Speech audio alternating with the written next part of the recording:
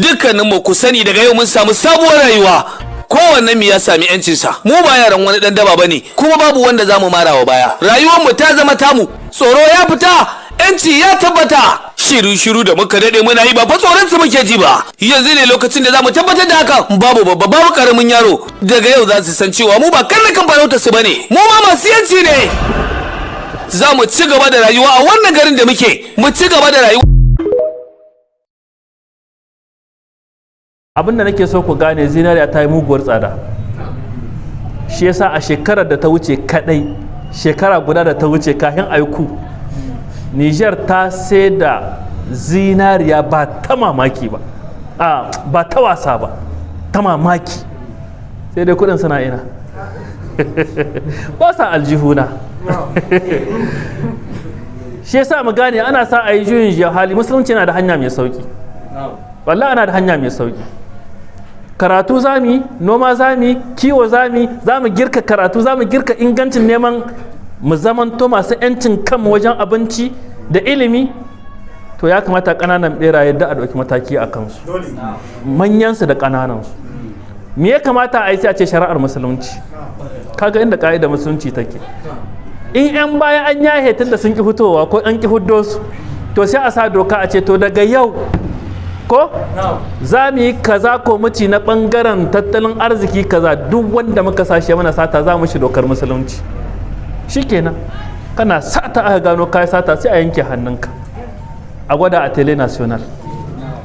Amma mutum 5 ka gani, za ga duk beraye sun koma rami.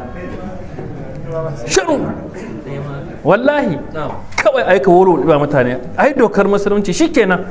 Kuma babu wata ka'ida a duniyan nan da take da ka'ida ta adalci irin musulunci. China kai irin wannan satar da ake irin kazamin satar nan ta Niger malam, wai a ce ka kawo taki malam, abin fesa ma abin ga kwari na gona, wai ka ɗauko ruwa ka gama da essence da petrol ka bada, kuma a amsa, kuma a yi shiru, an baka miliyarurka, kawai kowa ya dimshe ido, kawai ka bashi nashi rabon ya sa aljihu ya wuce. Sai a kira mutum, to mi ka saci kaza, to za a wulɓe hannu. Sai aka wulɓe hannu, aka gwada ma kowa gashi barawan kaza ne ga abin da yayi, an wulɓe mashi hannu. Me shiri sai kaga ya fasa, wanda yayi kuma sai ya ta kanshi. Shikenan. To kaga da an bi dokar musulunci shikenan. Amma a China kai irin wannan bannar, kawai su kashe kaski, kawai za a ɓadda ka. Kuma kartoshin da za a halba ma da sojin da zai seti ya halba ma da bindigar hayata za a yi sai ka biya. Baka da kuɗi danginka sai sun biya. Kartoshin da za a halba ya kashe ka sai ka biya. Sojin da zai ɗana halba ma hayashi za a yi, shi ma biya za ka yi. Ba abin asara ɗaya ma. Kaga ƙasar sai ta yi limus aka zauna, kuma kowa yake aiki, ba sata. Amma nan malam, kaga mutum ya kwashe kuɗin da karasa mi zai yi da su don Allah, mi zai yi da su, ya tara ya limke ya kawai. Allah kiyaye.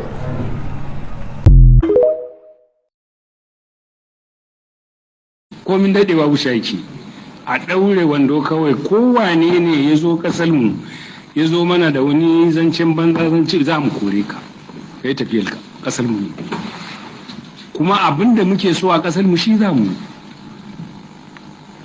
Muna da incin kan namu don mun shiga wato a cikin ƙungiyoyi na haɗa kai na Afirka tamu.